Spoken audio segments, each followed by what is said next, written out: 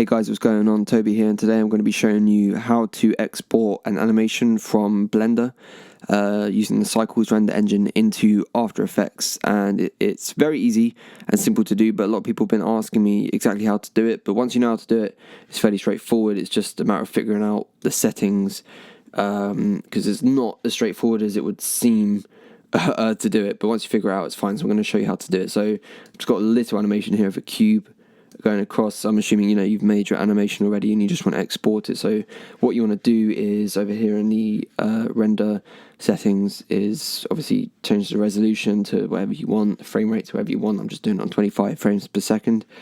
In the output, just put compression on. I've just put it on 100%. Make sure the file is PNG, which you may think is a bit weird because you're making an animation and it's going to be a video, but trust me, just do it as PNG. You'll see why. If you're exporting to After Effects, you'll see why in a second.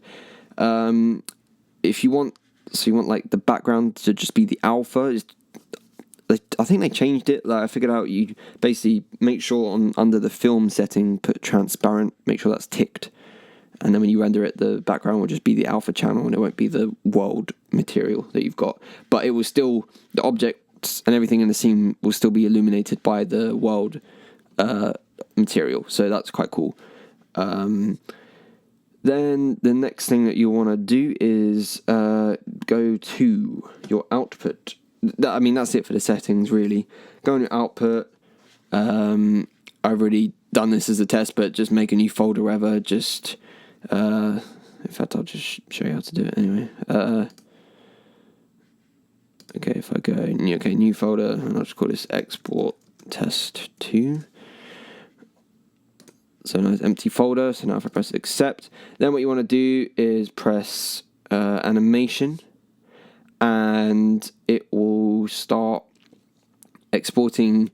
It will render each image separately, which is a really good technique, especially if you're rendering quite a long video or something that's going to take, maybe even a couple of hours to render each frame. Because, if you need to stop rendering for any reason, if you're rendering like a QuickTime movie file here instead of a PNG, or any kind of movie file, obviously if you quit rendering, it's not going to complete the whole thing and it will just go all weird and you won't be able to view it or anything. But if you render out PNG images, it will obviously make one frame at a time for you, all rendered out. So if you want to stop halfway through, then you can. If you want to carry on, you can just tell it to start rendering out the frames from where you left off from. So that's it for Blender. So it's we'll say it's rendered everything out.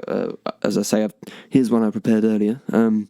If we go into After Effects now, again, really straightforward. Composition, new composition. So the settings, the resolution's the same, frame rate's the same as the one I did in Blender. You've got to make sure, obviously, that's correct. Otherwise, things will be out of sync and it won't look right. Press OK. Got a new thing. Now, this is where I struggled with importing into After Effects, because if you've got the PNG files, obviously the thing you want to be drawn to click on is multiple files, because you're obviously importing multiple files. But the trick is to click on File, which doesn't make much sense, but I don't know. I don't know why. And we'll see. Okay, we're going to use the ones that I made earlier. So you'll find your folder with the PNG images in. See, they're all here. And once you just click on the first image. Don't click on all of them. Just click on the first image.